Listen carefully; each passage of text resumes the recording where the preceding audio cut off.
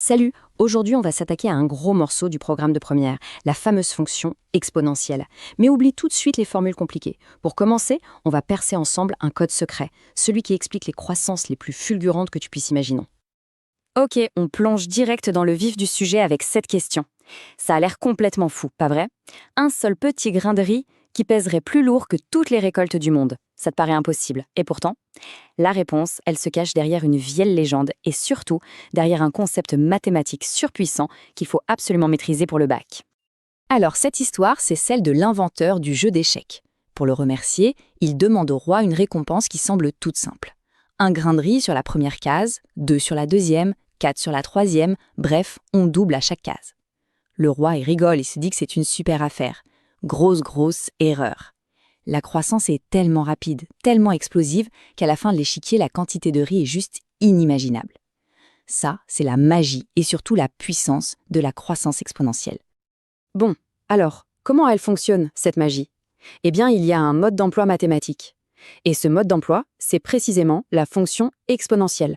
On va la décortiquer ensemble, tu vas voir, ce n'est pas si compliqué. Voilà sa carte d'identité officielle. Ça peut paraître un peu abstrait comme ça, mais retiens bien ça. C'est la seule et unique fonction qui a ces deux propriétés. C'est ça qui la rend si spéciale. Première condition, sa dérivée, c'est elle-même. f' de x égale f de x. Deuxième condition, elle passe par le point 0,1, ce qui veut dire que f de 0, ça fait 1. Ces deux petites règles, et seulement elles, définissent toute cette fonction incroyable. Pour le dire plus simplement, imagine un peu. Plus la fonction prend de la valeur, plus elle grandit vite. C'est comme une voiture dont la vitesse serait égale à la distance qu'elle a déjà parcourue. Au début, elle avance doucement, mais plus elle avance, plus elle accélère et encore plus. C'est un emballement permanent. Et cet emballement, on le voit parfaitement sur le graphique. Regarde bien la courbe. Tout à gauche, quand les valeurs sont petites, proches de 0, la courbe est presque plate, sa pente est quasi nulle. Mais plus on avance vers la droite, plus sa valeur augmente, et regarde comme elle grimpe de plus en plus vite, de façon vertigineuse. La pente, qui est sa vitesse de croissance, explose en même temps que sa valeur. C'est ça sa signature visuelle. Et maintenant, la bonne nouvelle. Pour apprendre à manipuler l'exponentielle, tu n'as presque rien de nouveau à apprendre. Si tu connais déjà bien tes règles de calcul sur les puissances, tu es en terrain conquis. Regarde comme ça se ressemble. C'est exactement la même logique. L'exponentielle d'une somme, c'est le produit des exponentielles. C'est la règle fondamentale à connaître. Allez, un petit exemple pour que ce soit bien clair. On a cette expression. Première étape, on s'occupe du numérateur. On a une puissance de puissance, donc on applique la règle e puissance a, le tout puissance n, égale e puissance à n. Ça nous donne e puissance 3x. Deuxième étape, on a un quotient. On applique donc la règle e puissance a sur e puissance b égale e puissance a moins b. On soustrait les exposants. 3x moins x. Et voilà, il ne reste plus qu'à simplifier et on obtient e puissance 2x. C'est une mécanique, il suffit de la pratiquer un peu pour que ça devienne un réflexe. Parlons maintenant des pièges. Les erreurs classiques, celles qui coûtent des points au bac. La plus fréquente, c'est celle-là.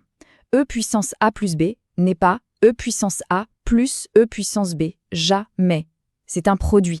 E puissance a fois e puissance b. Fais aussi attention aux dérivés un peu plus complexes, on y reviendra.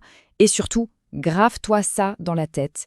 E puissance x est toujours strictement positif. Jamais zéro, jamais négatif. C'est un réflexe qui te sauvera la mise un nombre incalculable de fois, notamment pour les études de signes. On passe maintenant à une compétence absolument essentielle pour le bac, résoudre des équations et des inéquations avec des exponentielles. C'est un grand classique, ça tombe tout le temps. Pour les équations, c'est presque une recette de cuisine. L'objectif, c'est toujours le même. Se débrouiller pour avoir une forme du type e puissance a égale e puissance b.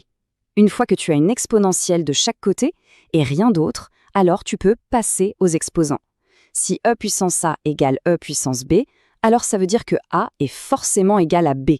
Il ne te reste plus qu'à résoudre cette nouvelle équation qui est souvent bien plus simple.